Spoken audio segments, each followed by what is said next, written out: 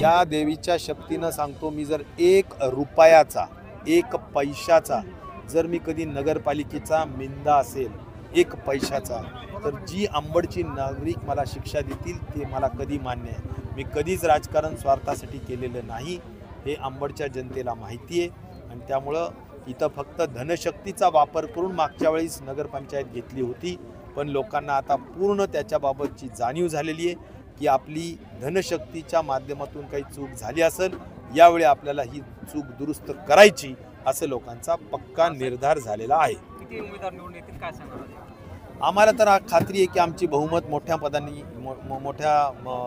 पद्धतीनं येईल आणि आमचा नगराध्यक्ष 100% येईल। या लोकांनी ज्या पद्धतीनं मागच्या 10 वर्षामध्ये पूर्ण निष्क्रिय काहीच काम न करणारी नगरपालिका म्हणून अंबड या ठिकाणी पूर्ण जी नावारूपाला आलेली नगरपालिका आज जी रसातळाला घालण्याचं काम केलेलं आहे, ज्यामध्ये 15 दिवस पाणी मिळत नाही, कचरा उचलला जात नाही, रस्ते निकृष्ट दर्जाचे केले गेलेले आहेत, या ठिकाणी कुठलाही महत्त्वाचा विकासाचं काम झालेलं नाही।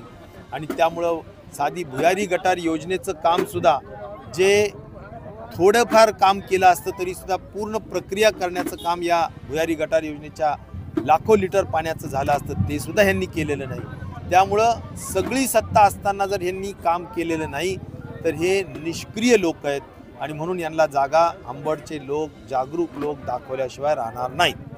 कसा रिस्पॉन्स मिळतोय सध्या स्थितीमध्ये काय सांगणार? आपण आता प्रभाग क्रमांक 2 मध्ये आपण आताच बघितलेलं आहे, ही एक छोटीशी वस्ती आहे बुर्ले वस्ती, पण जवळजवळ प्रत्येक बुर्ले वस्तीच्या प्रत्येक घरातला व्यक्ती या ठिकाणी उपस्थित आहे आणि अत्यंत उत्साहाने तो सहभाग घेतोय।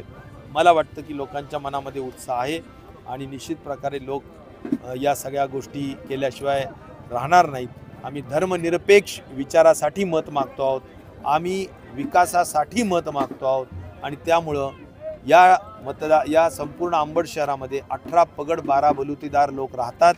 हे सगळे एका धाग्यात आम्ही बांधण्याचं काम धर्मनिरपेक्ष विचार करतो आणि म्हणूनच मला वाटतं की सगळ्यांचं मत आहे की इथं धर्मनिरपेक्ष विचाराची सत्ता आली पाहिजे।